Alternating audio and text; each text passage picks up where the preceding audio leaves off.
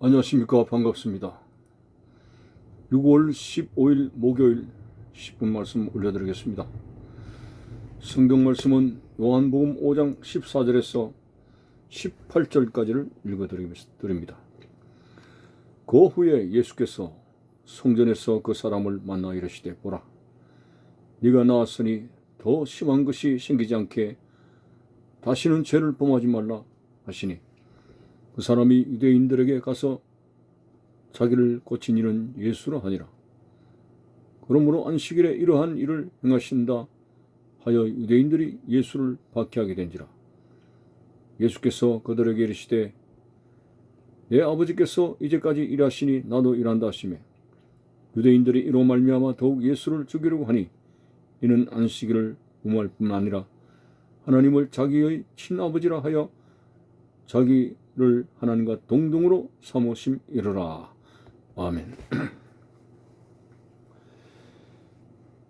안식일에 38년 된 병자가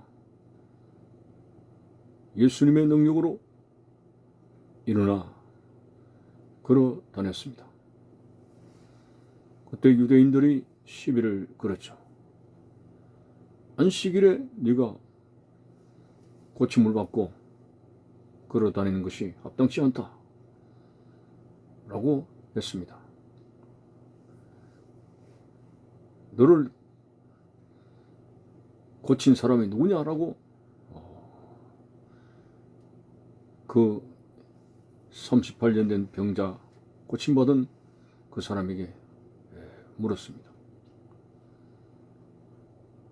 자, 이렇게 옥신각신하는 그 평생을 불구로 지낸 그 정도 못하는 사람이 일어난 것에 대해서 온 백성들이 하나님을 칭송해야 함에도 불구하고 잘못된 안식일관을 가지고 그들의 전통, 율법 위에다가 그 전통을 더해서 사람을 정죄하게 되었습니다.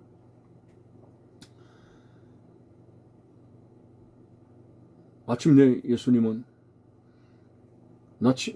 고침을 받은 그 사람에게 다가가서 보라, 네가 나았으니 더 심한 것이 생기지 않게 다시는 죄를 범하지 말라 라고 했습니다. 성경에는 사람이 병든 것에 대해서 죄를 지은 결과라는 말씀을 몇 군데 하셨습니다. 그렇죠.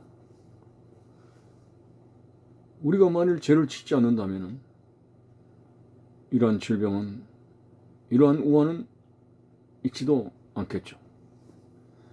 욕심이 잉태한 적 죄를 낳고 죄가 장성한 적 죽음이 된다는 그 말씀은 포괄적으로 생각하면 우리가 당하는 여러 가지 질병과 고통과 아픔들이 죄의 결과라고 우리는 성경적으로 조명할 수가 있습니다. 하지만 때때로 예수님께서는 죽을 병조차도 하나님의 영광을 위한 것이라는 말씀을 하시기도 했습니다. 전체적으로 보면 오늘 우리들이 죄를 안 짓고 살아갈 수는 없는 거죠. 그 구체적인 죄는 각 사람마다 다르겠습니다만 여하튼 모든 것이 죄의 결과가 고통과 질병과 여러 가지 어려움들이 그렇게 나타나는 것입니다. 그럼에도 불구하고 하나님은 죄의 결과로 인해서 우리가 고통당해야 했음에도 불구하고 하나님의 영광된 섭리를 따라서 그것이 고침을 받거나 또 그렇지 않음을 통해서 더 하나님 앞에 감사함을 통해서 하나님께 영광을 돌릴 수 있는 그런 하나님의 계획도 들어져 있는 것을 볼 수 있기 때문에 우리가 몸이 아프거나 여러 가지 시련과 어려움을 당하는 사람에게 무조건 정죄하는 것은 대단히 잘못된 것입니다.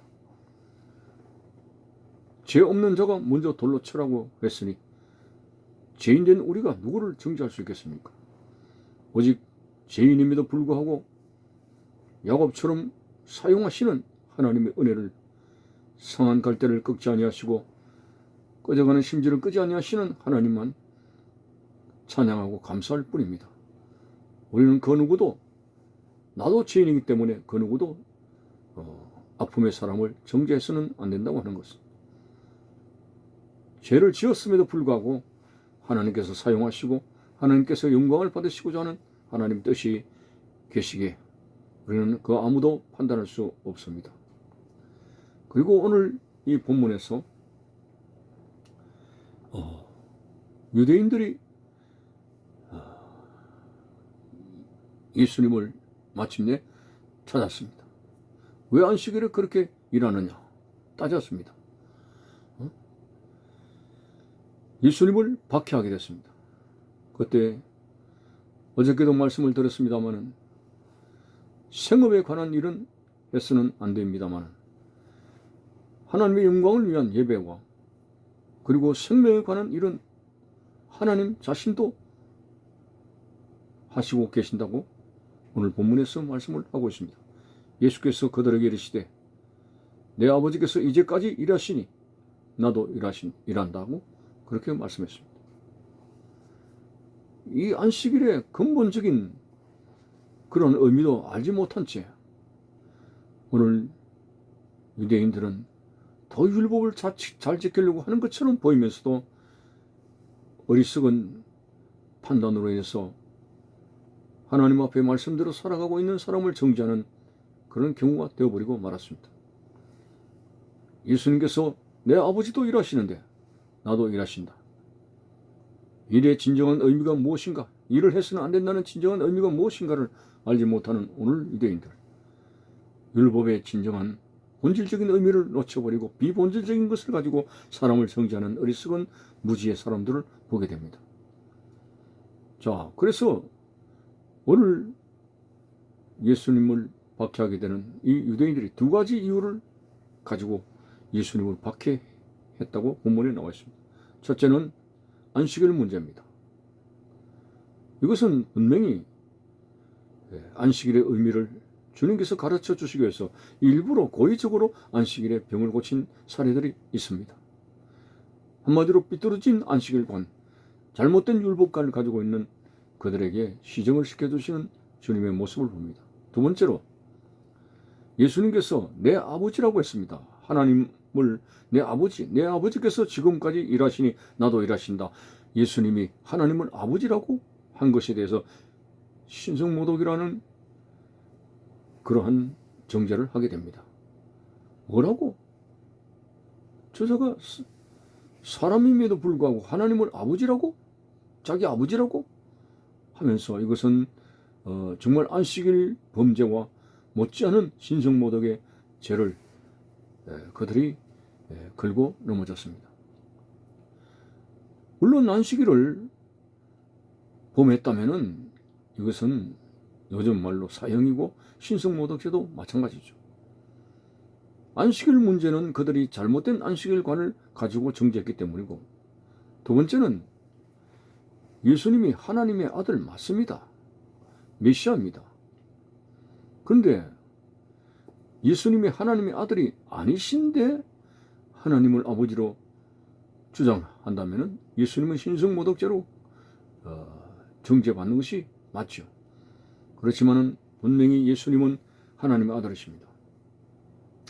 베드로가 뭐라고 했습니까? 주는 그리스도시요 살아계신 하나님의 아들입니다 라고 고백하지 않았습니까? 바요나 시몬아 네가 복이 있도다.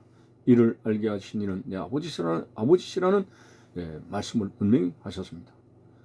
참으로 유대인들은 신앙생활을 하지만 예수 그리스도를 메시아로 알지 못하고 예수 그리스도를 하나님의 아들로 알지 못하는 영적 무지에 갇혔습니다. 특별히 그 당시에 성직자들, 외식하는 자들이었고 그들의 안중에는 하나님이 없는 하나님을 신앙생활하는 정말 이상야릇한 그런 성직자들이었습니다. 외식하는 자들아, 화희절진 자, 독사의 자식들아, 예수님은 아주 신랄하게 그들을 책망하게 됐습니다. 오늘 하나님을 믿는 자들 속에서 이런 모습들이 발견되어진 것이죠.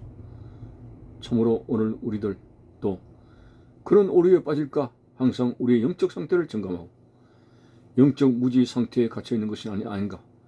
이 어두운 시대의 이단을 분명히 분별하고 확실한 바른 말씀의 길이 어떤 것인가, 기도하는 가운데 성령의 조명을 받아서 바른 영적의 길을, 영적인 분별력을 가지고 바르게 온전한 믿음 생활을 가지며 목자 되신 주님의 음성만을 듣고 주님만을 따라갈 수 있는 복된 여러분들의 신앙생활이 되시길 바라는 것입니다. 감사합니다.